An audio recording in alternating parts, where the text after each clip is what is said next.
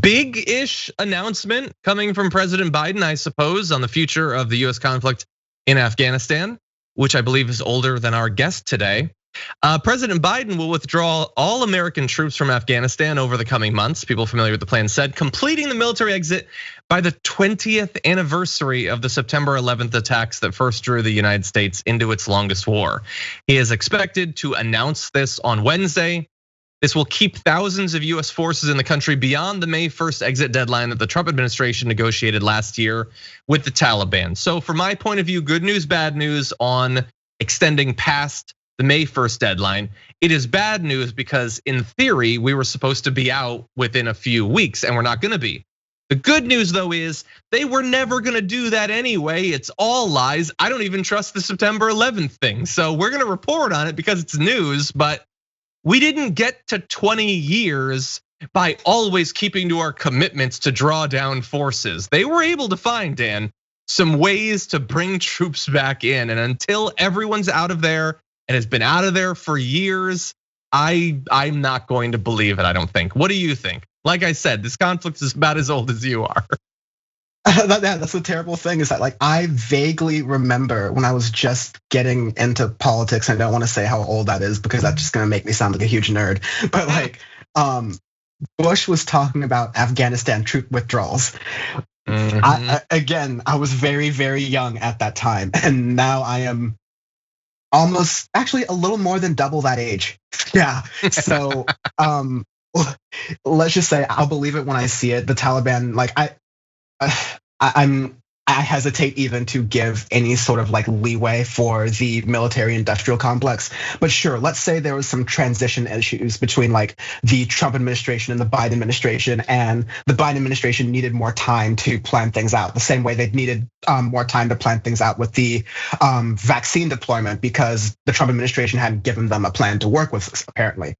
Sure, maybe give them that, but it's possible. But Again, I've heard this from Republicans, I've heard this from Democrats about troop withdrawals, we're bringing the troops home, but then there's always caveats and extensions because ultimately war has evolved past the sense of like we have the troops. Now we just have like drone strikes and other covert operations and assassination attempts that we do with other countries or like aiding these other countries in doing these things. So our hands are clean from the mess. Like this is the new kind of war. This kind of war that can happen without congressional approval, that can happen that's contributes to our bloated defense budget. That's the reason why we can't have things like better infrastructure, better transportation, better healthcare.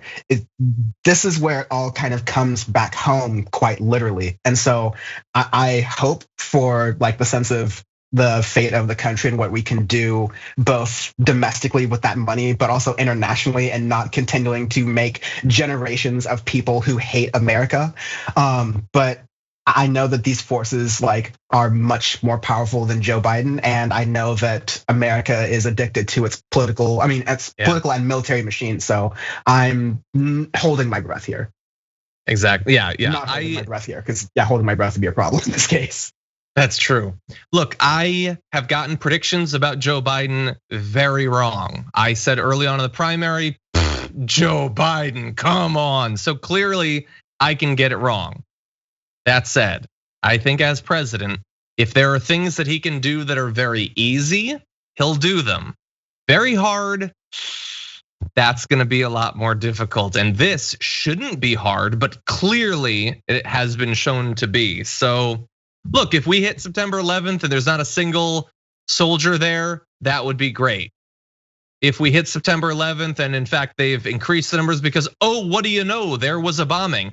Here, let me give you a spoiler. There will be bombings between now and September 11th, probably a great number of them. Or if there's no longer troops, but we have like specialists that stay behind to assist some force there. There's contractors, there's some other name that still means the US is spending money in Afghanistan. I'm going to be not exactly surprised. Now, right now, there are 2,500 US troops in Afghanistan still. Although the number fluctuates and is currently about 1,000 more than that. They're also up to an additional 7,000 foreign forces in the coalition there, the majority of them NATO troops. That is a big military force decades after it began.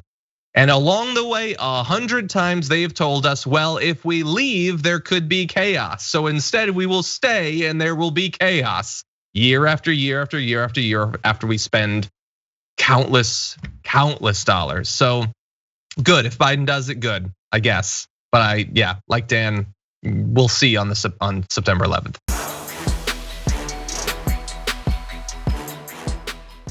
Check out the Damage Report podcast each day, wherever you get your podcasts, whether Pocket Casts or Stitcher or iTunes. You can join me as I give you the news and stories you want, with a range of co-hosts and interview guests jumping in on the fun each day. Again, that's the Damage Report, wherever you get your podcasts. And if you get them at iTunes, don't forget to rate and review. Sometimes I'll read them live on the show.